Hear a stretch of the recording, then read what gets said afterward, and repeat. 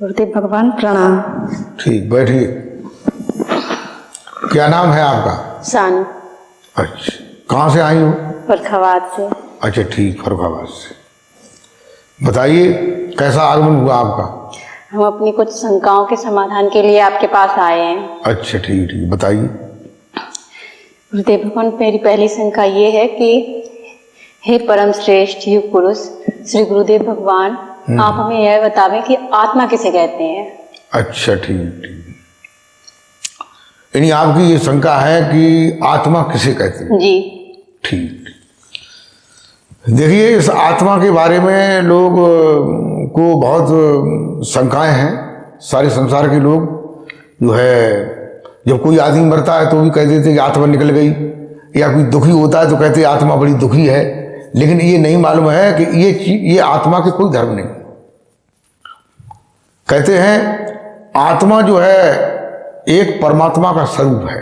जैसे सागर है एक परमात्मा का स्वरूप है, और उसमें जो बिंदु है, बूंद है पानी का, वो एक आत्मा का स्वरूप है। ऐसे ही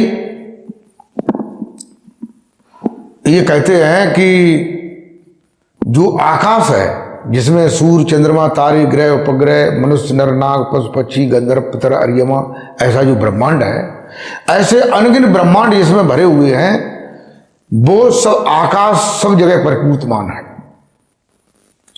तो जब कोई कुंभकार जो है घड़े को बनाता है चाक पे रख करके, मिट्टी को तैयार करके, तो उस मिट्टी की परत से एक गोल आकार का घड़ा बन जाता है, उसमें मोंडी को लगा देता है, तो उसके अंदर जो है आकाश, उसके अंदर भी आकाश, उस आकाश को घटाकाश कहते हैं। घटाकाश माने घट का आकाश, घड़े के अंदर का आकाश, और ये वो आकाश है।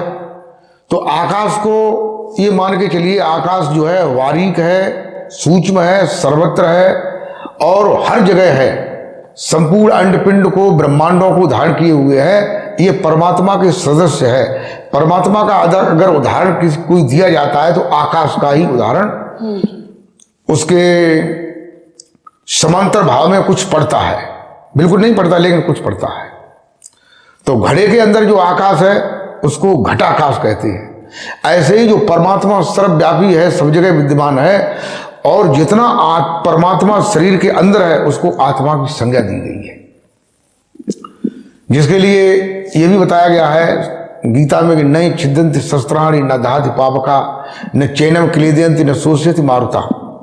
इन्हीं आत्मा को कोई शस्त्र नहीं काट सकता है, न पानी गीला कर सकता है, न अग्नि जला सकती है, न हवा उसे सुखा सकती है।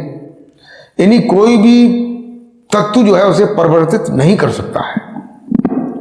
और देखिए,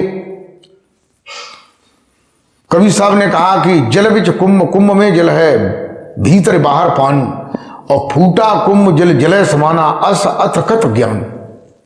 कहते हैं कि जैसे कोई समुद्र के अंदर या बड़े से सरोवर में घड़े को डुबाए और घड़ा अंदर पहुंच जाए, तो उसमें अंदर भी पानी होगा, बाहर भी पानी होगा, चारों तरफ पानी होगा। अगर वह घड़ा फूट जाए तो बताइए पानी को कोई फर्क पड़ेगा? नहीं। पानी परेशान होगा? नहीं। इसी प्रकार से आत्मा जो है वो निर्विकार है, निर्लेप है, अजन्मा है और सर्वव्यापी है, सर्वेश्वर है, सभी प्राणियों के अंदर विद्यमान है। ठीक, और बताइए। हे आत्मा का ज्ञान बताने वाले गुरुदेव भगवान, आप हमें यह बतावें कि जब माता के गर्भ में शरीर बनता है तब आत्मा आती है या नहीं? माता के गर्भ में, आपका ये प्रश्न है, जब माता के गर्भ में ये मनुष्य शरीर बनता है तब आत्मा आती है या नहीं आती है? जी। तो देखिए, अभी हमने पीछे आत्मा के बारे में काफी अच्छी तरह से बताया था।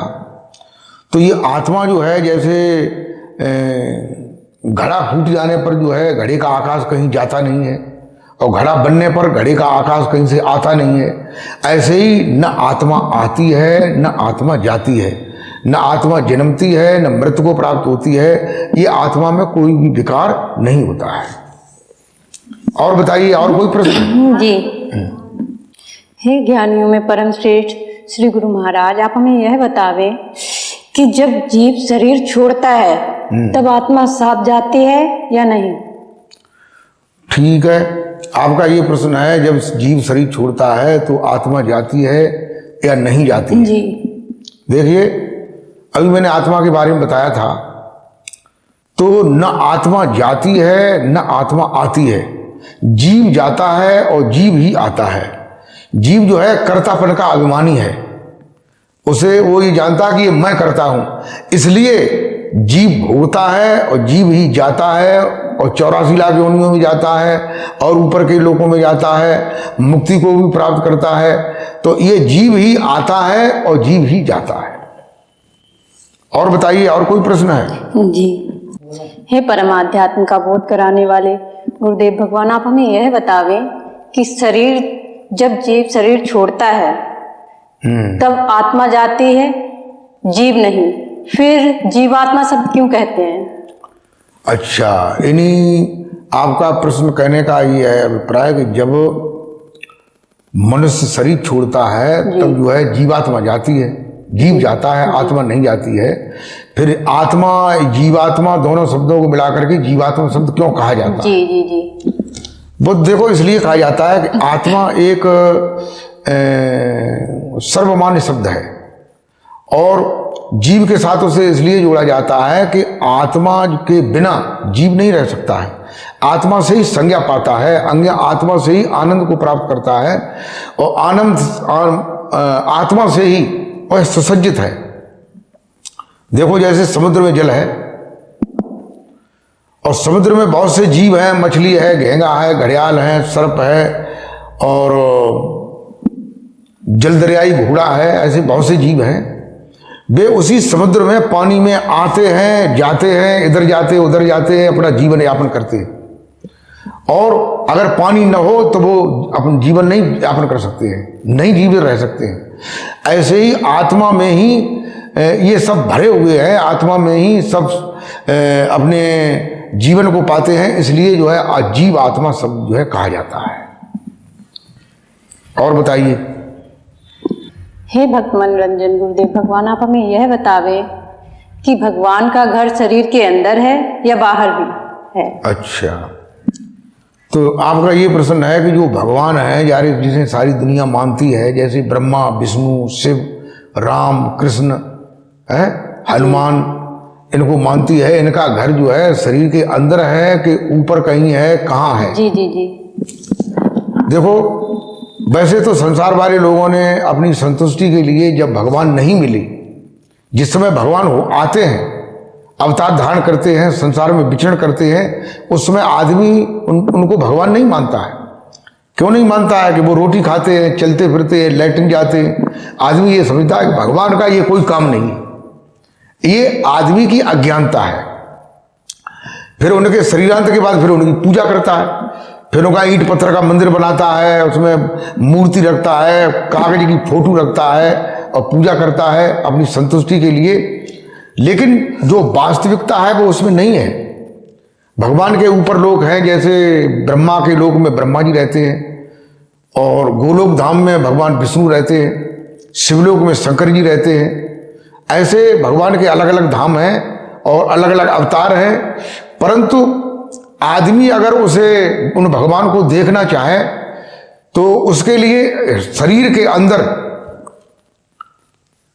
उनका मंदिर है।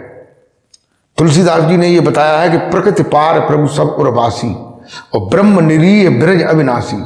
ये प्रकृति के 5 तत्वों से जो शरीर बना है, पृथ्वी जल अग्नि आकाश वायु से, 3 गुणों से, सतोगुण रजोगुण तमोगुण से इससे बना हुआ जो शरीर है, इस शरीर के अंदर जो हृदय स्थल है, 2 हृदय बताए जाते हैं।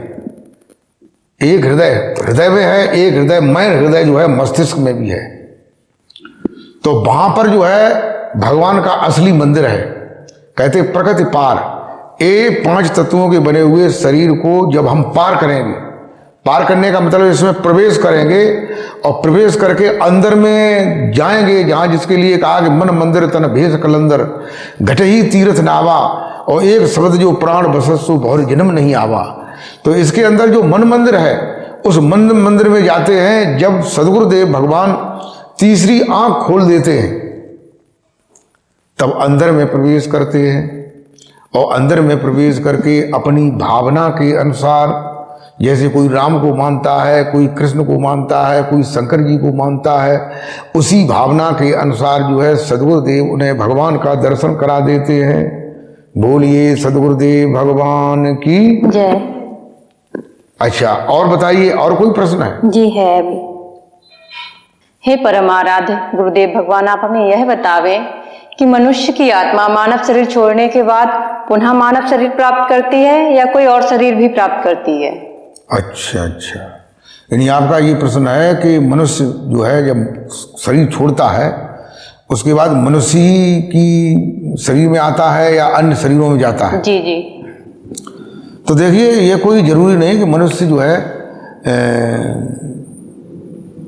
मरने के बाद फिर मनुष्य ही हो जाए, क्योंकि ये बात जो है कर्म के और संस्कार के आधार पर जो है उसे शरीर मिलता है। जब मनुष्य के शरीर का जब वो अधिकार ही नहीं होगा फिर उसे मनुष्य का जन्म कैसे मिलेगा? क्या गधों को, ऊंटों को, खच्चरों को, अन्य जो पशु पक्षियों को क्या उनका ठेका है कि वो जो है पशु पक्षी और ये बनते रहेंगे?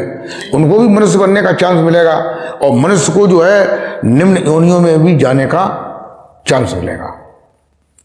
हाँ, और बताइए, और क्या प्रश्न है?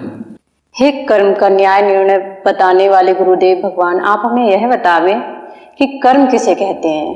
अच्छा, यानी आपका ये प्रश्न है कि कर्म किसे कहते हैं? जी। देखिए, कर्म शब्द जो है वो कर धातु का शब्द है, यानी जिसमें अंतःकरण के द्वारा मनुष्य जो है और इंद्रियों से के सहयोग से किसी कर्म को करता है। जी जी। ठीक है, कहते हैं कि जिसमें क्रिया का होना पाया जाता है और किसी कार्य के लिए शरीर उद्यत होता है उसे ही कर्म कहते हैं। जी। अच्छा, और बताइए, और कोई प्रश्न है? जी अभी है। हाँ, बताइए। हे कर्म परायण श्री सदगुरुदेव महाराज, आप हमें यह बतावें कि कर्म कितने प्रकार के होते हैं? अच्छा, आपका ये प्रश्न है कर्म कितने प्रकार के होते हैं? जी बिल्कुल। देखो, कर्म जो है वो 3 प्रकार के होते हैं। एक तो होता है सुकर्म और दूसरा होता है कुकर्म और तीसरा होता है विकर्म। यानी सुकर्म, कुकर्म और विकर्म। सुकर्म उसे कहते हैं जो लोग अच्छे काम करते हैं, जैसे दान, पुण्य, जप, तप, तीर्थ, व्रत, उपवास, कमजोर लोगों की सहायता करना, अच्छे काम करते हैं, उसे सुकर्म कहते हैं। और सुकर्म के करने से हमें सुख, शांति, स्वर्ग आदि की प्राप्ति होती है। और कुकर्म कहते हैं जो बुरे कर्म हैं, जो आड़ में छुप करके भय से युक्त होकर के किए जाते हैं, जैसे चोरी करना, व्यभिचार करना, निर्बल को सताना, अन्य अन्य जो काम हैं वे जो है कुकर्म कहलाते हैं। इसका फल जो है वो दुख या अशांति या नरक कहा जाता है। विकर्म उसे कहते हैं जो विकर्म माने जो विशेष कर्म है, यानी जिसमें न क्रिया है और न कर्म है, लेकिन उसमें होने पने का योग पाया जाता है। जैसे भजन करते हैं तो 10 इंद्रियों को एकाग्र करके, अंतःकरण को एकाग्र करके करते हैं, उसे विकर्म कहते हैं। इससे भक्ति उदय होती है। जी। अच्छा, और बताइए, और क्या कोई प्रश्न और है? जी अभी है। हाँ, बताइए। हे भक्त वत्सल गुरु महाराज, आप हमें यह बतावें कि कौन कौन से कर्म से कौन कौन से संस्कार बनते हैं? अच्छा, आपका प्रश्न ये है कि कौन कौन से कर्म से कौन कौन से संस्कार बनते हैं? जी। देखिए, संस्कार जो है वो 3 प्रकार के होते हैं, जिन्हें कहते हैं क्रियमाण, प्रारब्ध और संचित। ओके। तो ये 3 प्रकार के संस्कार होते हैं। क्रियमाण उसे कहते हैं जैसे हम अभी कोई कर्म कर रहे हैं, या मान लीजिए कोई किसान है, मजदूर है, वो किसी के खेत में मजदूरी करने जाता है, तो वहाँ उसने मजदूरी की और मजदूरी करने के बाद जो है और खुरपी को उसने मेड़ पर गाड़ा और कपड़े वपड़े पहने और जगी भैया आटा फाटा लेने पड़े, हमें पैसा दे दो। तो जो तुरंत ही उसका उसी दिन भुगतान कर्म करने के बाद हो जाता है उसे क्रियमाण कहते हैं। जी। अच्छा, और संचित उसे कहते हैं कि जो धीरे धीरे धीरे धीरे इकट्ठा होता रहता है। जैसे कोई आदमी नौकरी करता है तो उसे हर महीने उसका वेतन मिलता है, और वेतन के बाद भी जो है जो खंड जिसे फंड या बोनस कहते हैं उसमें से कटता रहता है और इकट्ठा होता रहता है। जी। और जब मान लीजिए जो है उसकी घर में लड़के हैं, लड़की भी हैं, लड़की की शादी आ जाती है तो लड़की की शादी के लिए जो है फिर वो अपना कार्ड छपा करके, कार्ड को एडजस्ट करके एप्लीकेशन लिखता है अपनी संस्था के लिए कि हमें लड़की की शादी में 5 लाख रुपए की आवश्यकता है। तो उसी संचित धन में से 5 लाख रुपए का चेक दे दिया जाता है। तो जो संचित होता है, इकट्ठा होता है, उसे संचित कहते हैं, और उसमें से जो 5 लाख रुपया दिए जाते हैं उसे प्रारब्ध कहते हैं। ओके। तो इस प्रकार से क्रियमाण, प्रारब्ध, संचित, इस प्रकार से 3 प्रकार के कर्म होते हैं। जी। देखो, एक बार की बात है कि भीष्म पितामह थे, तो वो पूर्व जन्म में अवंतिका के राजा थे। तो उनका सारथी जो है रथ को लेकर ले जा करके जा रहा था, वो उसमें बैठे हुए थे। रास्ते में एक दुमोही, जिसे कुचलेंड भी कहते हैं, दुमोही कहते हैं। दुमोही का मतलब दोनों तरफ मुंह होता है। ये लोगों की भावना है कि 6 महीने उसका मुंह इधर रहता है, 6 महीने इधर रहता है। जी। लेकिन ये बात कुछ है नहीं, ये भ्रम है, अविद्या है, अज्ञान है। उसका एक ही तरफ मुंह होता है। मुंह की तरह ही उसकी पूंछ होती है, खास बात ये होती है। और वैसे ही उसमें काले काला निशान होता है, तो लोग समझते हैं कि मुंह बदल जाता है। तो वो आ रही थी, तो भीष्म पितामह ने देखा, तो उसे रथ वाले से, सारथी से कहा कि रोक लो रथ को। तो रथ रुकते रुकते बिल्कुल करीब में पहुंच गया। वो उतर के उन्होंने बाण से उस दुमोही को फींका, तो वो एक कांटे वाले वृक्ष के, बबूल के वृक्ष के ऊपर गिरी जाकर। तो छटपटाई तो फिर नीचे गिर गई। नीचे जरबेरियों का पौधों का झुंड था, उसमें गिर गई। तो कांटे जो है बबूल के वो सीधे होते हैं, लेकिन जरबेरिया के कांटे टेढ़े होते हैं। तो उसके शरीर में वो कांटे फंस गए। जैसे जैसे वो हिलती है, कांटे और सख्त होते जाते। तो कहने का मतलब ये है कि फिर वो दुमोही जो है 27 दिन में मरी थी, जी। सूख सूख करके।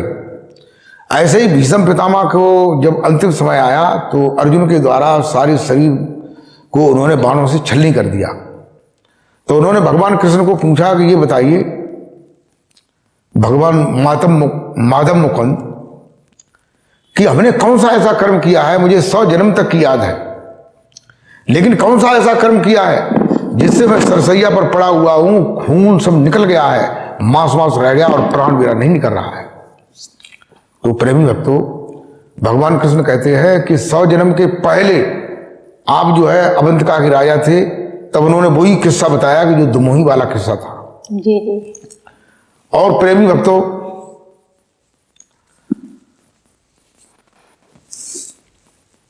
भीष्म पितामह जो है वे वीरगति को प्राप्त हुए थे, इसलिए उन्हें स्वर्ग में जाना था। और स्वर्ग में 6 महीने का दिन होता है, 6 महीने की रात्रि होती है। वर्ष के 2 ऐड होते हैं, उत्तरायण और दक्षिणायन। उत्तरायण जो है दिन होता है, दक्षिणायन रात्रि होती है। तो उस समय दक्षिणायन का समय चल रहा था। दक्षिणायन में 27 दिन थे, स्वर्ग के दरवाजे बंद थे, स्वर्ग में रात्रि थी। इसलिए 27 दिन बाद जब स्वर्ग के दरवाजे खुले, उत्तरायण आया, तो भीष्म पितामह ने अपना प्राण छोड़ा और 27 दिन का जो प्रायश्चित था वो उन्हें करने को मिला, और उसके बाद वो चली गई। इस प्रकार से 3 प्रकार के ये संस्कार होते हैं। हाँ, और बताइए, और कोई प्रश्न? जी अभी है। हाँ बताइए। हे प्राणों का मर्म बताने वाले गुरुदेव भगवान, आप हमें यह बतावें कि प्राण किसे कहते हैं? प्राण किसे कहते हैं? जी। देखो,